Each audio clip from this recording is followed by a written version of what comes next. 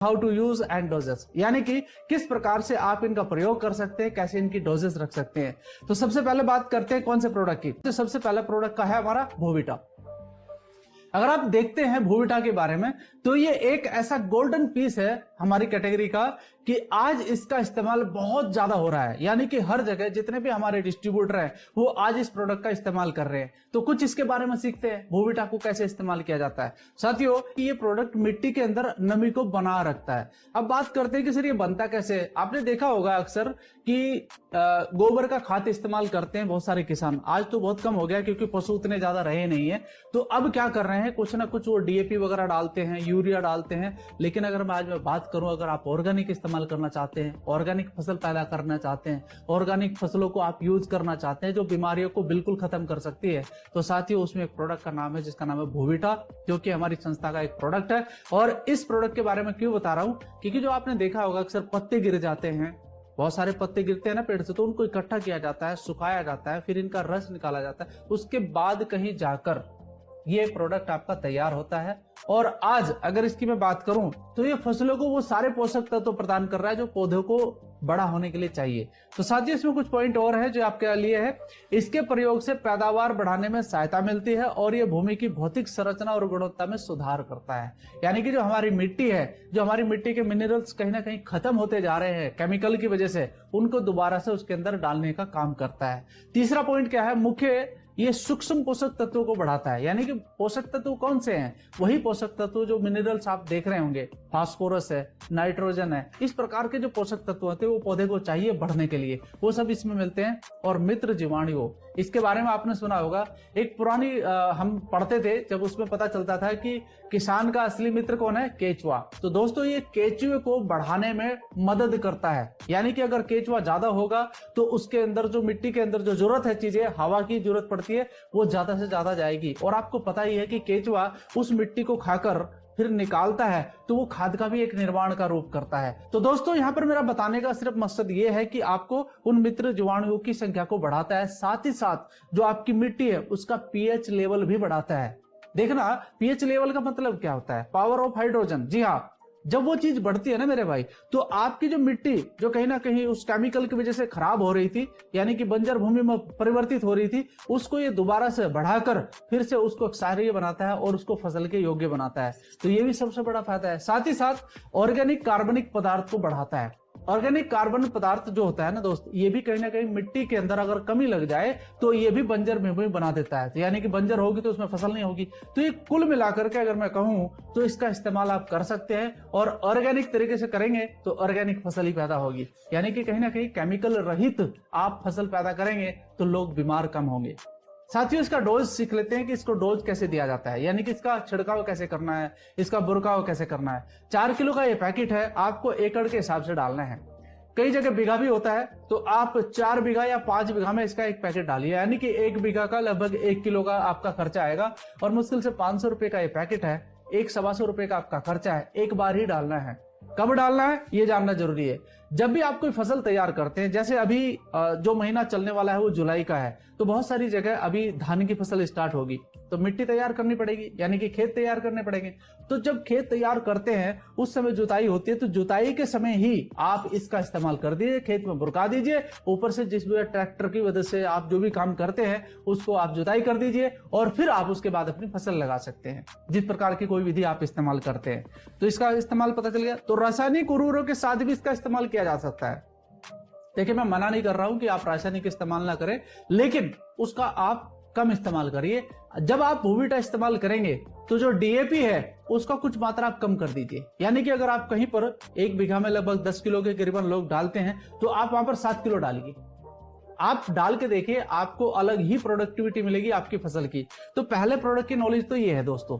वैसे तो यकीन आपको तभी आएगा जब आप इसका इस्तेमाल करेंगे। तो ज्यादा नहीं, मेरा बस आपसे रिक्वेस्ट ये है कि आप कुछ कम एरिया में, यानी कि कुछ कम फसल में आप इसका इस्तेमाल करके देखिए और अपना जो आप सिस्टम कर रहे हैं वो करके देखिए, तो आपको दोनों में अंतर नजर आएगा। अच्छा रिजल्ट आएगा, इसमें कोई शक नहीं है, क्योंकि इसका इस्तेमाल हम ऑलरेडी कर चुके हैं।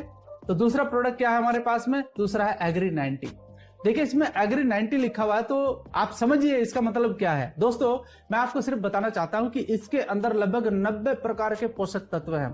यानी कि वो 90 प्रकार के पोषक तत्व, जैसे हमारे शरीर को कई तरह के विटामिन की जरूरत पड़ती है, मिनरल्स की जरूरत पड़ती है, प्रोटीन्स की जरूरत पड़ती है, सेम एज इट आपके पौधों को भी सारी चीजों की जरूरत पड़ती है। तो ये सारा का सारा मिश्रण इसके अंदर है। वैदिक एग्रो 90 जो प्रोडक्ट हमारा है, आप सोचिए दोस्त, अगर आप अपने पौधों को वो सारे पोषक तत्व देते हैं तो पौधे तंदुरुस्त होंगे कि नहीं होंगे? पौधे तंदुरुस्त होंगे तो फसल तंदुरुस्त होगी। तो दोस्तों कुछ बातें हैं छोटी सी, मैं आपको बताना चाहता हूं इसके बारे में। ये प्रोडक्ट पौधों और फसलों के लिए गैर प्रतिक्रियाशील आधारित सहायक होता है, यानी कि अगर कुछ उसके अंदर तनाव होता है तो उसको भी ये सही करने का काम करता है। कीटनाशक और उर्वरकों के साथ मिश्रण और फैलाव में सुधार करने का मदद करता है। मैं अभी भी समर्थन करता हूं कि कीटनाशक का इस्तेमाल किया जाता है, आज के समय पर करना भी चाहिए, लेकिन उसकी मात्रा थोड़ा कम करिए। कीटनाशक नुकसान करता है पौधों के अंदर, ये बात बिल्कुल सही है। अब होता क्या है कि जब आप कीटनाशक को मारने के लिए किसी रासायनिक प्रोडक्ट का इस्तेमाल करते हैं तो उस समय जब आप उसको छिड़काव करते हैं पानी के साथ मिलाकर, तो पत्ते के ऊपर वो गिरकर नीचे मिट्टी पे गिर जाता है, कुछ देर के बाद वो सूख जाता है। तो होता क्या है कि वो कीटनाशक यानी वो जो कीट पत्ते के नीचे बैठा हुआ है वो मरता नहीं है।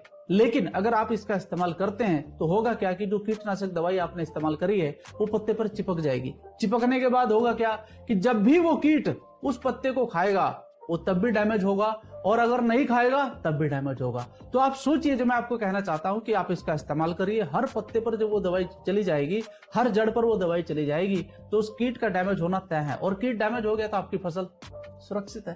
तो दोस्तों इसको समझना जरूरी है। साथ ही साथ जो मेरा अगला पॉइंट है, उगाई और पकी हुई फसलों के उपयोग के लिए पाउडर फैलाने का काम करता है, यानी कि उसके ऊपर जब भी आप छिड़काव करेंगे, क्योंकि एक लास्ट में भी आप एक छिड़काव करते हैं ताकि फसल खराब ना हो, फूल खराब ना हो, तो उसके ऊपर भी ये फैल जाएगा और उस समय आपके फसलों को भी ये बचाव का काम करता है।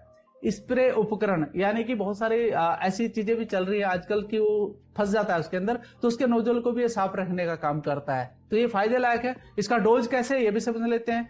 0.5 ml 1 लीटर वाटर। दोस्तों आपने देखा होगा बहुत सारे लोग बड़े बड़े टैंकर इस्तेमाल करते हैं, ट्रैक्टर के साथ करते हैं, मशीनों के साथ करते हैं, और बहुत बड़ा छिड़काव करते हैं, बड़ी बड़ी फसलों पर करते हैं। तो लीटर के हिसाब से आप इसकी मात्रा तय कर लीजिएगा कि आप 200 लीटर का टैंक ले रहे हैं तो आप उसके हिसाब से क्वांटिटी मल्टीपल कर लीजिए इसको। अगर आप 15 लीटर का कर रहे हैं तो उसके हिसाब से मल्टीपल कर लीजिए। तो ये आपके सामने, आपके हाथ में है कि आप इसे कैसे करना चाहते हैं।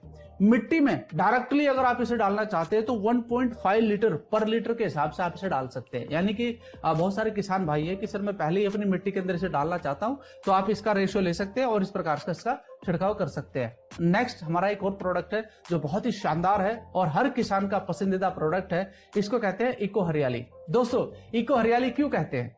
देखिए, हरियाली शब्द यहां पर आया है तो हर किसान ये चाहता है कि मेरी फसल बिल्कुल हरी भरी रहे।